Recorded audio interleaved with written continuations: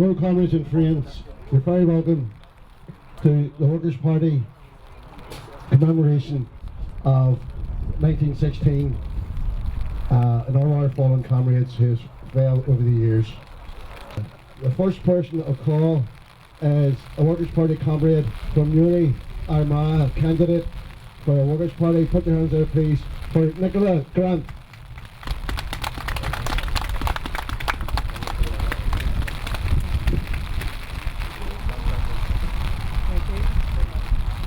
Irish men and Irish women, in the name of God and the dead generations from which she receives her old tradition of nationhood, Ireland, through us, summons her children to her flag and strikes for her freedom. Having organised and trained her manhood through her secret revolutionary organisations, the Irish Republican Brotherhood, and through her open military organisations, the Irish Volunteers and the Irish Citizen Army, have patiently perfected her discipline. Having resolutely waited for the right moment to reveal itself, she now seizes that moment, and supported by her exiled children in America and by gallant allies in Europe, but relying in the first on her own strength as she strikes in full confidence of victory.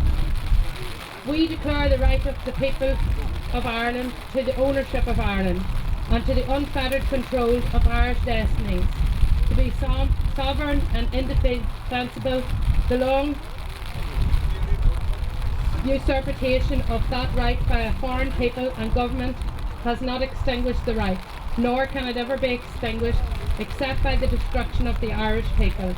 In every generation, the Irish people have asserted their right to national freedom and sovereignty. 6 times during the past 300 years, they have asserted it in arms. Standing on that fundamental right and again asserting it in arms in the face of the world, we hereby proclaim the Irish Republic as a sovereign, independent state, and we pledge our lives and the lives of our comrades in arms to the cause of its freedoms, of its welfare, and of its exaltation among the nations. The Irish Republic is entitled to, and hereby claims, the allegiance of every Irishman and Irish woman.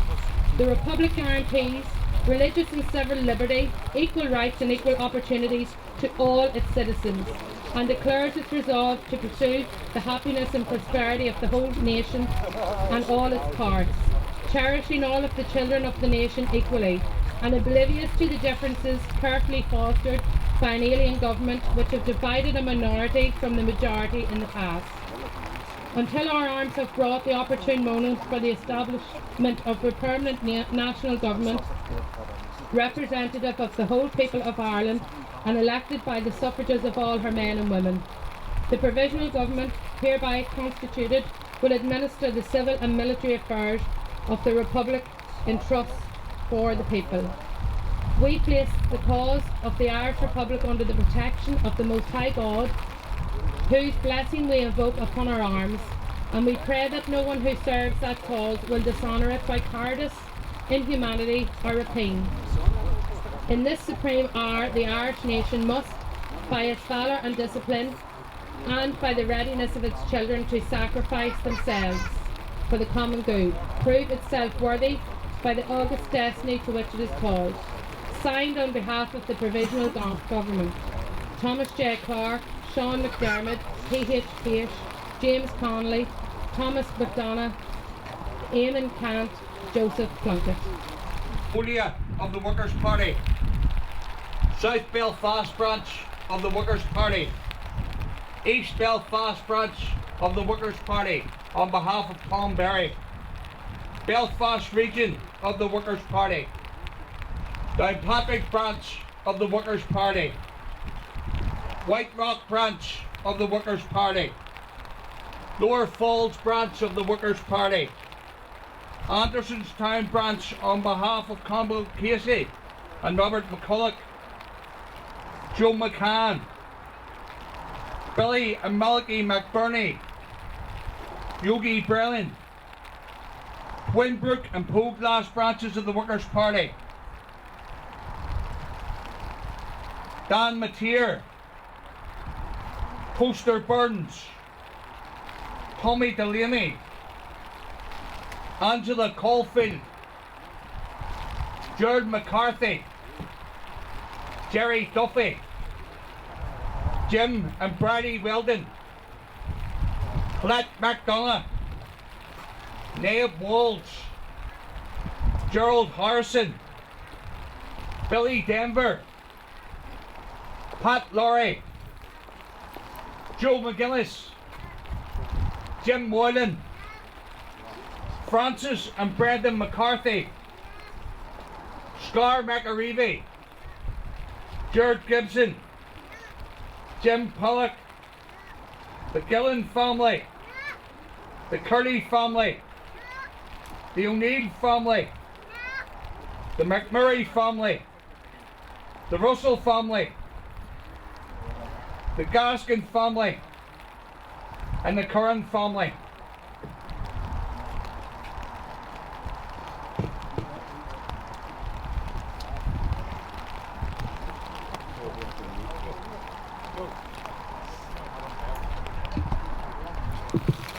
Thank you very much to all the people who carried up the wreaths and led the mayor with dignity. Now it gives me great pleasure to call a comrade I've known for a long way. Please put our co-year member, please put your hands together for Pat Kearney.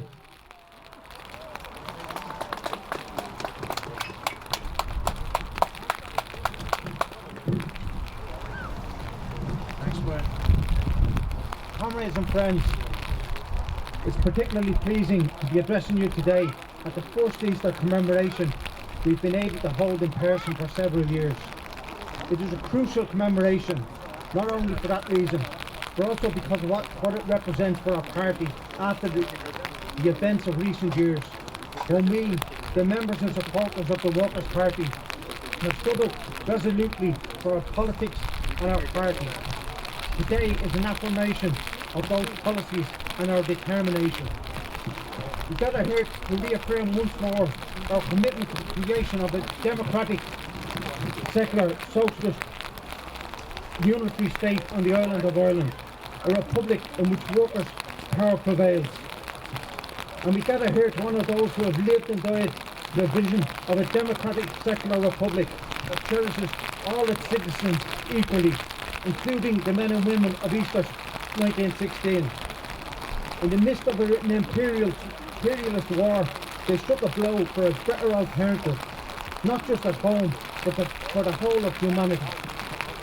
This was especially true of Conley, horrified as he was at the abandonment of the fundamental principle of internationalism by so many of the parties and leaders of the Second International and their surrender to nationalism. The Irish Citizens' Army, the most class-conscious elements of 1916, simply refused to give up either their internationalism or their commitment to class politics. These men and women understood what freedom really means. Freedom means the democratic control by the people of the economy and government.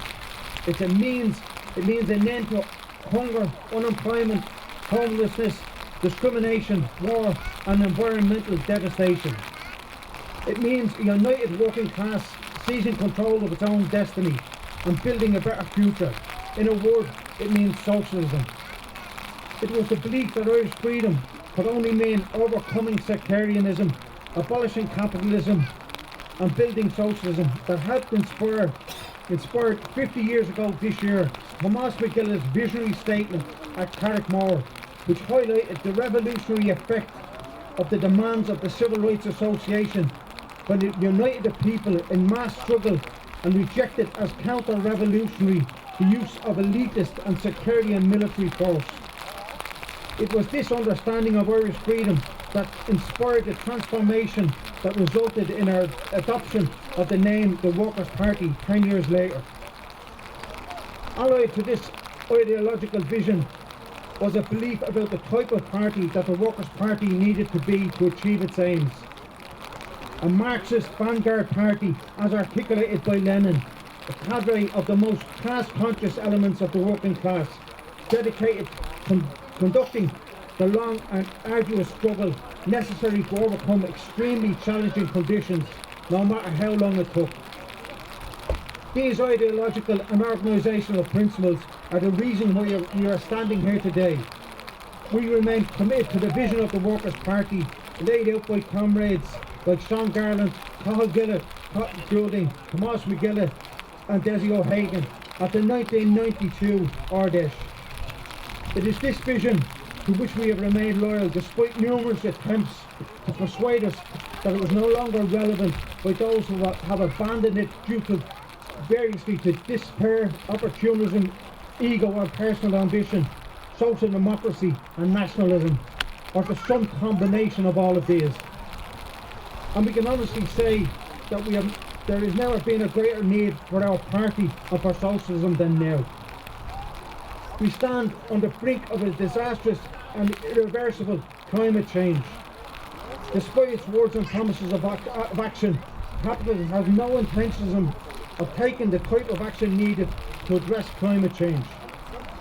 Nothing symbolises this reality than the fact that the military of the most powerful country of the planet is a bigger contributor to climate change than scores of countries combined. Capitalism is about maximising profits and nothing else. Workers are suffering real-term pay cuts and massive decreases in living standards, caused particularly by the scandalous rise in the most basic costs such as housing, fuel and food. To take one example, the price of oil has actually been falling recently, but that's not resulting in falls in the price of petrol. Motivated by the classic liberal policy of never wasting a crisis, the oil companies have been maximising their already enormous profits at our expense. The ideological opposition of various Irish governments, including the current one, to provide public housing and their role as the frontman for the developers and property speculators, with whom their donors means ever-increasing rises in house prices and especially rents for workers, especially young workers suffering the most. We send our solidarity and support to the P&O employees illicitly sacked, and remember the attempt to do the same thing by Irish Ferries in 2005.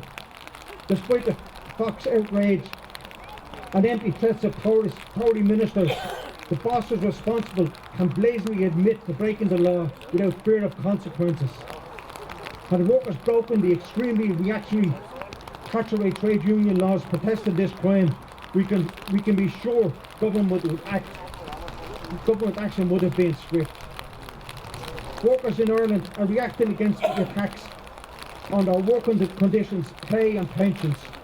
A welcome sign of wider international phenomena, as seen, for example, in the first successful union drive in an Amazon warehouse in the United States this month. The Workers' Party offers its ongoing support to the many workers engaged in ongoing and recent industrial action, whether in TransLink, Regina Chaley House, Lisk Ireland Limited, local authorities, the Education Authority or in Northern Ireland's 2 universities. The continued denial of collective bargaining rights in the Republic is just another sign of how reactionary the Irish state remains despite its social liberalism. With May Day 2 weeks away and the return to in-person demonstrations, it is vital that we make our presence felt, and the party strongly encourages all members to attend May Day demonstrations. For us, May Day is just as important as today.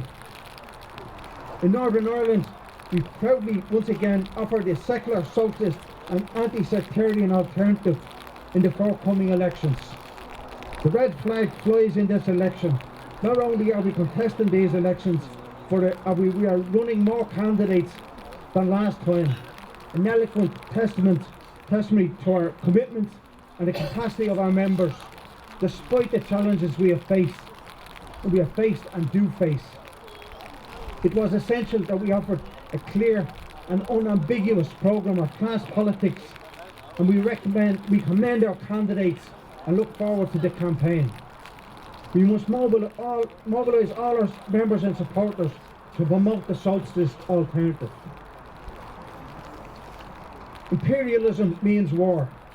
We see this in Ukraine, where competition between competing imperialist blocs and reactionary nationalisms have produced a vicious and dangerous war where the working class, Ukrainian and Russian speaking, is bearing the brunt. While condemning the actions of the capitalist Russian regime, our party recognises and condemns the provocative and aggressive role of the US, NATO and the EU in creating these developments. They seek to exploit the situation for strategic and economic gain. Of particular concern is the role of the avowed neo-Nazis, especially the Azov battalion, though the far right can be found on both sides. We note the attempts of the mainstream media to play down the role of the avowed neo-Nazis, a role exemplified by the fact one of the Azov battalion members accompanied the Ukrainian president while he addressed the Greek parliament. We condemn all criminal actions in this conflict.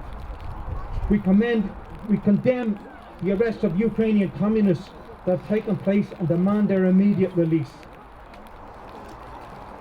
We call for an end to war and the withdrawal of Russian forces, just as we seek the removal of all military bases from foreign soil. We call for an end to the conflict in Donetsk and Luhansk regions and to the violent repressive policies against the minority and against communists and other progressives pursued by the Ukrainian government since the coup in 2014. We condemn the government of Putin in Russia and Zelensky in Ukraine, which represent the respective oligarchs and the capitalist class. The Russian and Ukrainian working class deserve better. The people of Ukraine and Russia have lived together and struggled against fascism in the last century.